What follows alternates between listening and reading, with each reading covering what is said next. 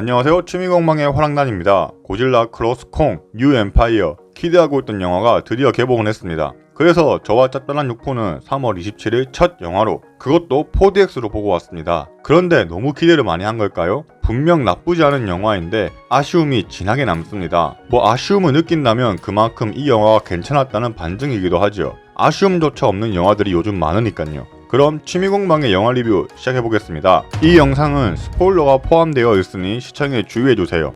우선 육포는 영화를 보고 이런 말을 했어요. 4DX 특유의 소음이 거슬렸지만 4DX가 아니었으면 심심할 뻔한 영화가 될 수도 있었을 것 같기 때문에 4DX 시청을 권한다. 어느 정도 이해는 돼요. 하지만 2D를 보고 4DX를 봤다면 몰입감에 좀 더 도움을 줬다고 생각하는 정도예요. 저는 차라리 큰 화면으로 볼 수 있는 IMAX나 스크린X, 그것도 아니면 돌비로 영화를 시청하는 게 4DX로 시청을 하는 것보다 좋았을 거라고 생각하고 오히려 그쪽을 권장하고 있습니다. 거대 괴수, 거대 로봇 등의 액션은 웅장한 사운드나 압도적인 화면에서 온다고 생각하거든요. 그리고 등장인물들에 대해 잠시 살펴보겠습니다. 아일린 앤드루스에 대해서는 둘 다 그냥 나쁘지는 않았다고 생각해요. 막 엄청난 비중이 있던 것도 아니고 뛰어난 능력이나 엄청난 사고를 친 것도 아니니까요. 트래퍼에 대해서 6호는 등장이 오글거렸지만 인간 측에 나오는 등장인물들 사이에서는 제일 괜찮았다는 의견이고, 저 화랑단은 이 친구 선곡 센스가 끝내주는구나 하면서 영화를 봤습니다. 버니 헤이스에 대해서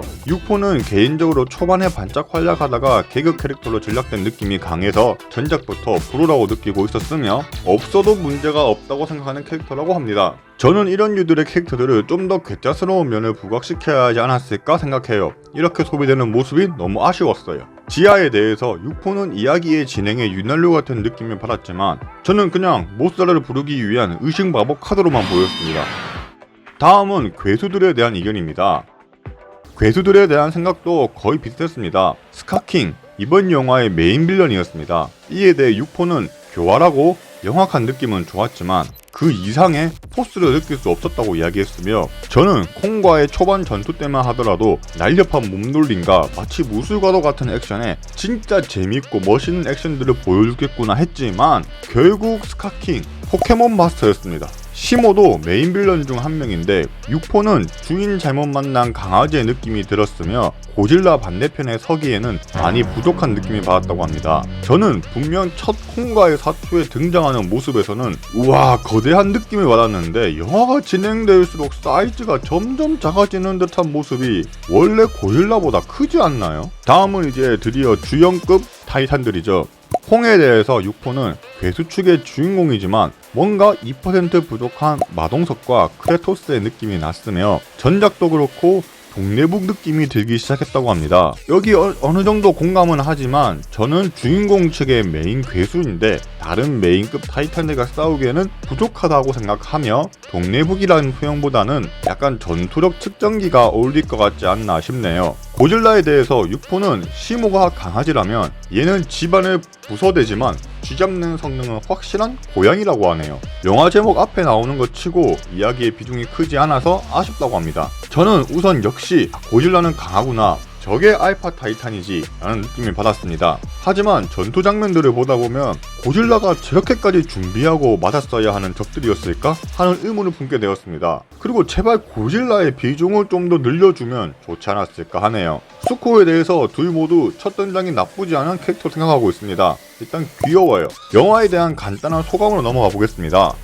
우선 6호의 소감입니다. 킹콩 이야기를 베이스로 고질라를 어떻게 집어넣을지 고민한 듯한 느낌과 중반의 고난을 제외하면 시종일관 주연들이 유리한 위치에 서 있다고 느꼈습니다. 특히 이는 타이탄들의 서사가 아닌 인간들의 서사, 이위족이 기록, 모스라 등을 통해서 고난을 쉽게 해결한 감이 있어 이야기의 긴장감이 오래가지 못했다고 느꼈습니다. 이래저래 아쉬움은 남지만 킬링타임용 무비로는 나쁘지 않았다고 하는 게 6호의 소감입니다. 저 화랑단은 전작들에서 회를 거듭할수록 잘 만들었다고 느끼고 있었기 때문에 아쉬운 빌런들의 모습에 실망하였고, 특히 고질라가 어마어마한 준비를 하는 과정에 비해서 마지막 전투에 힘이 실리지 않았고 그마저도 콩의 대부분의 비중을 가져갔습니다. 콩에 대해서도 과연 콩이 앞으로 이 시리즈가 전개되면 따라 고질라나 다른 타이탄들과의 싸움에 인간들의 도움과 고질라의 도움 없이 강력함을 보여줄 수 있을까 하는 우려가 생겼습니다. 개인적으로 요즘 영화값이 많이 올라 이건 영화관에서 봐야 해 한다기보다는